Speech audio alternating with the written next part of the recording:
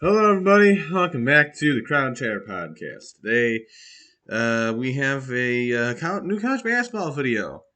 Another poll has been released. Of course, we have some ranked matchups tonight, as this is a Tuesday night. So I was gonna get this video in before I forget, because I wanted to get it in earlier and never did. So here it is now. New top 25 poll. We're gonna try and get these out more consistently, of course, as we missed like the entire first half of the season due to football and due to college football and the NFL, and we also got busy during the holidays, so we never really got videos out there. But we're gonna try and be more consistent with that. And so here's the start. Starting off at number one, we have the Houston Cougars regaining the top spot in the poll after Purdue took its first loss of the season, again to Rutgers. Second year in a row for the poor Boilermakers. I'm sure that's not what they had in mind, but Houston back up to number one in the poll. They were number one to no, they weren't number one to begin this year. I think they were number three to begin this year. Got to number one, then lost to Alabama, which dropped them out of that number one spot, and I think paved the way. I think next was Purdue to go at number one in the country. Uh, so Boilermakers, or I'm sorry, yeah. So Purdue falling out number one, Houston taking the one spot from them, with Kansas directly behind at number two, not far behind the Houston Cougars, trying to find that number one ranking.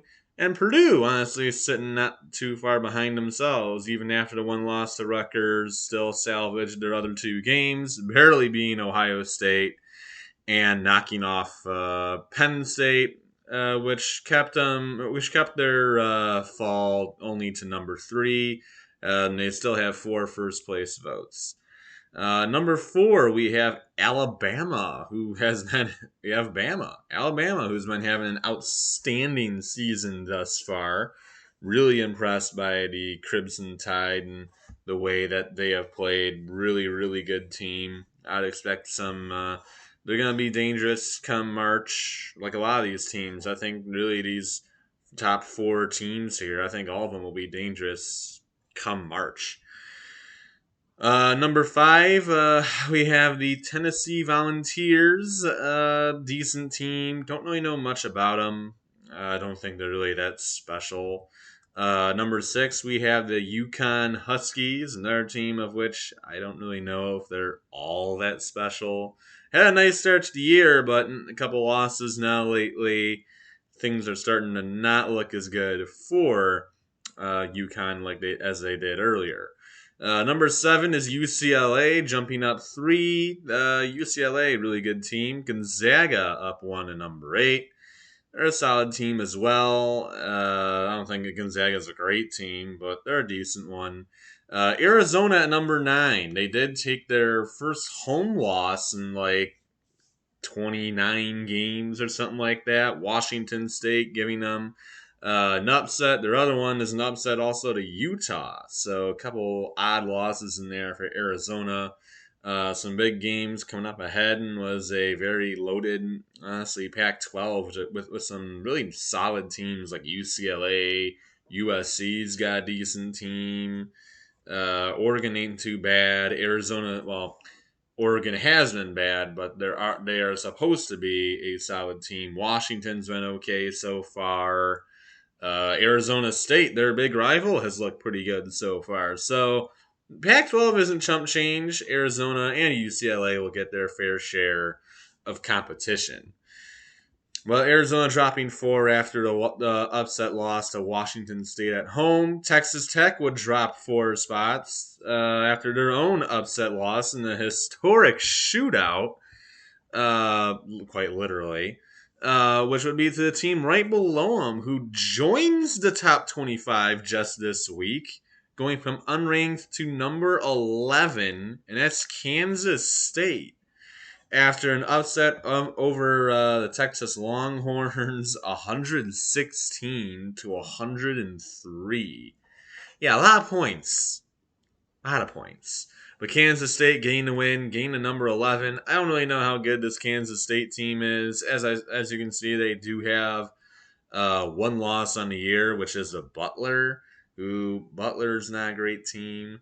I don't really know much about Kansas State, so I can't really judge them all too much, but not not particularly not particularly impressed by the Wildcats just yet, as I a haven't watched them and b I haven't really other than the Texas win, which is pretty impressive. Who's kind of in a coaching mess right now. Uh, I don't really know if they've really played anybody yet. Xavier up 6 spots to number 12. The Musketeers off to a nice start to the year, 13-3. Virginia dropping two spots, going down to number 13.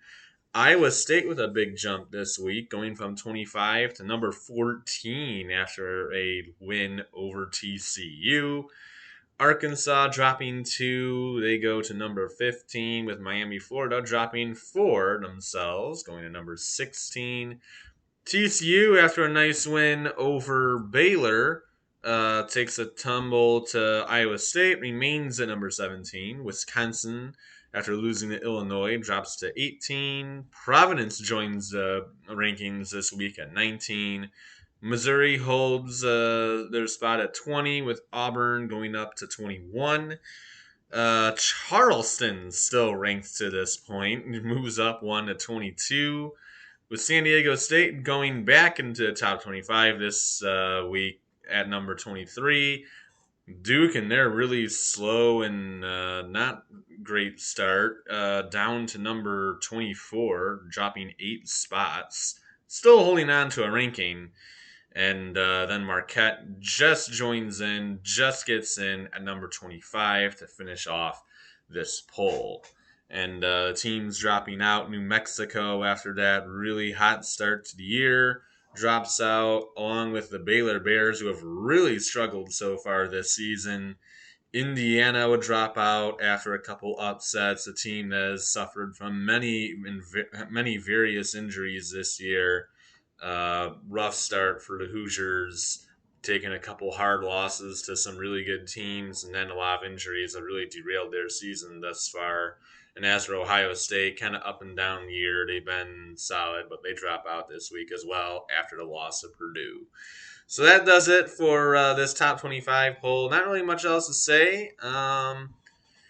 This isn't really where the college basketball's rankings are a little bit different from college football, because these rankings don't nearly mean as much as college football. Because for college football, it really, I guess for college basketball, it kind of does too. But for college football, the huge difference there is, only the top few teams. Well, eventually it's going to be 12, which is still ridiculous. But as of right now, the top 4 teams are the only ones that will make it to the playoffs. That will make it to the postseason, stuff like that. And this, the top 25 is more just bragging rights than it is anything else, because all these teams that you see in these rankings as of right now, obviously anything can change towards the end of the year. All these teams will be in the tournament, will be, playing in the postseason. Of course, it's always possible that one of these teams absolutely collapses, falls off a cliff, and, misses the tournament after losing a bunch of games in a row. But you would expect all these teams in this poll, and yes, that includes Charleston so far. You'd expect all these teams in the top 25 to go to, the tournament. It doesn't really, I think, matter as much. Obviously it matters for bragging rights purposes. It's nice to be number 1. It's nice to be number 2 or number 3 or top 10 or something like that, or to beat that team. But it's more just bragging rights to me than it is anything else. Although, it's still a big thing. It's still big. I'm not taking away from the fact that college basketball rankings are, not big. They are, but to me, I don't know if it really means as much as college football, because of, how many teams make it to the tournament, as opposed to college football, where the tournament is really just 4 teams. Anyway, that's it for me. I'll see you guys on the next one. Adios, everybody.